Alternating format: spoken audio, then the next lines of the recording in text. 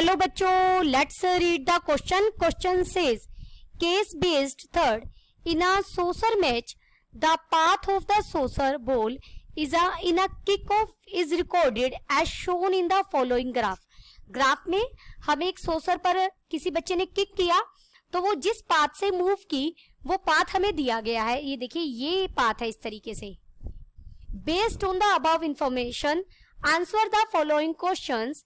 पहला क्वेश्चन है the shape of the path of the soccer ball is. जो ये शेप है, ये शेप क्या है? एक पैराबोलिक शेप है. तो ये पहले का आंसर हमारा क्या हो जाएगा? Parabola. Option B is the right answer. ये एक पैराबोलिक शेप है. क्वाड्रेटिक इक्वेशन हमेशा पैराबोलिक शेप बनाती है और यहाँ सोसर की जो शेप दी गई है वो भी एक पैराबोलिक पाथ है, पैराबोला बनेगी.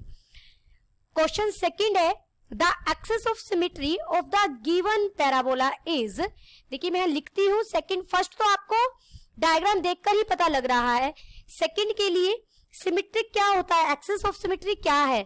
The axis of symmetry of parabola is a line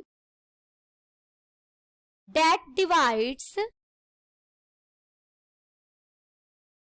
the parabola into two congruent halves. Equal parts में डिवाइड करती है, कॉन्ग्रेंट पार्ट्स में. एक ऐसी लाइन जो इसे इक्वल, और जो ये एक्सिस ऑफ सिमेट्री लाइन होती है हमेशा वर्टेक्स से पास करेगी. अब इस पाथ में वर्टेक्स यहां पर है क्योंकि इसके बाद ये डाउन आना शुरू हो गया. यहां से पहले ये ऊपर ऊपर मूव कर रहा है और ये इसका मैक्सिमम पॉइंट है और यहां से ये नीचे आना शुरू है. ये वर्टेक्स है. तो वर्टेक्स के से पास होने वाली एक लाइन, यहाँ वर्टिकल लाइन मिलेगी हमें जो पैराबोला को इक्वल हाफ्स में डिवाइड कर रही है. तो ये लाइन क्या है? वाई एक्सिस के पैरेलल है. तो हमारा ऑप्शन सी सही हो जाएगा, line parallel to Y axis. अब थर्ड क्वेश्चन पर चलते हैं. Zeros of the polynomial represented in the graph. Zeros क्या है? एक्स की वो वैल्यूज जिन पर पूरे फंक्शन की वैल्यू जीरो हो रही हो, या कहे कि जहां पर हमारा जो ग्राफ है एक्स एक्सिस को कट करता है, वो क्या होती है हमारी? जीरोस. थर्ड पार्ट में यही कर रही हूं. Where graph cut X axis is called zeros of polynomial. तो यहां पर देखिए एक तो ये पॉइंट बन रहा है. ये क्या पॉइंट है? -2,0. ये जो पहला, ये एक्स कोऑर्डिनेट एक्स को रिप्रेजेंट कर रहा है कि एक्स को -2 रखने पर पूरे ग्राफ की वैल्यू क्या आ रही है? 0. पोलिनोमियल की वैल्यू क्या आएगी? 0. और दूसरा पॉइंट ये है जो है 7,0. तो यहाँ एक्स की वैल्यू क्या मिल रही है? 7. तो जो जीरोस हैं वो कौन कौन सी है? -2 और 7. ये भी आप सीधा ग्राफ देखकर बता सकते हैं कि -2 और 7 वो पॉइंट्स हैं जहां पर पॉलिनोमियल होल 0 बन रही है. तो ये हमारी जीरोस ऑफ पॉलिनोमियल होंगी. अब हम फोर्थ पार्ट की तरफ चलते हैं. फोर्थ पार्ट क्या है? Which of the following polynomial has -2 -3 as a 0. हमें एक पॉलिनोमियल फाइंड आउट करनी है जिसका -2 -3 क्या हो? जीरोस हो. Zeros of polynomial. अगर ये जीरोस होंगी तो यानी इन पर पॉलिनोमियल की वैल्यू क्या हो रही है? 0. तो इन्हें x के इक्वल रख दीजिए. x is equal to -2 and x is equal to -3.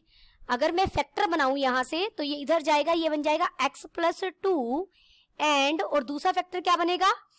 x + 3 are factors of required polynomial.